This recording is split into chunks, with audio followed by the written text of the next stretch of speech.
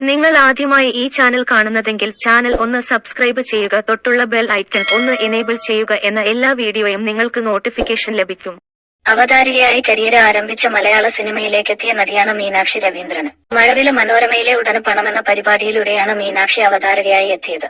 ലാല് ജോസ് സംവിധാനം ചെയ്ത തട്ടുംപുറത്ത് അച്യുതന് എന്ന സിനിമയിലെ ചെറിയ വേഷത്തിലൂടെ അഭിനയ ജീവിതം ആരംഭിച്ചു. മാലിക് എന്ന സിനിമയിലെ ഫഹദ് ഫാസിലിന്റെ മകളായി അഭിനയിച്ചത് ശ്രദ്ധേയമായി. ഗിരീഷ് എ.ഡി. സംവിധാനം ചെയ്യുന്ന പ്രേമലു ആണ് മീനാക്ഷിയുടെ പുതിയ ചിത്രം. മോഡലും അവതാരികയുമായ മീനാക്ഷി പലപ്പോഴും വസ്ത്രധാരണത്തിന്റെ പേരിൽ സോഷ്യൽ മീഡിയയിൽ വിമർശനങ്ങൾ നേരിടാറുണ്ട്. പ്രേമലുവിന്റെ പ്രൊമോഷനുമായി ബന്ധപ്പെട്ട് മൂവി മാന ബ്രോഡ്കാസ്റ്റിന് നൽകിയ അഭിമുഖത്തിൽ സോഷ്യൽ മീഡിയയിലെ വിമർശനങ്ങളെ എങ്ങനെ കാണുന്നു എന്ന ചോദ്യത്തിന് താരത്തിന്റെ മറുപടി ഇങ്ങനെയായിരുന്നു: ഏത് ഇന്റർവ്യൂവിന് പോയാലും എന്നോട് ചോദിക്കാറുള്ള ചോദ്യമാണിത്.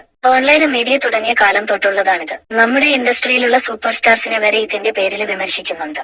നമ്മള് ഈ ലൈംലൈറ്റിൽ നിൽക്കുന്നത് കൊണ്ട് നമ്മളെ ആരും വിമർശിക്കാൻ പാടില്ല എന്ന് പറയാൻ പറ്റില്ല. ഞാൻ വിശ്വസിക്കുന്ന കാര്യം എന്താണെന്ന് വെച്ചാല്, നല്ലത് പറഞ്ഞാലോ മോശം പറഞ്ഞാലോ അതില് നമ്മൾ ഓവറായിട്ട് എക്സൈറ്റഡ് ആവേണ്ട കാര്യമില്ല. അത് ഓരോ ദിവസവും മാറിക്കൊണ്ടിരിക്കുന്ന കാര്യമാണ്. ഇന്ന് മോശം പറഞ്ഞാല് നാളെ നല്ലത് പറയും.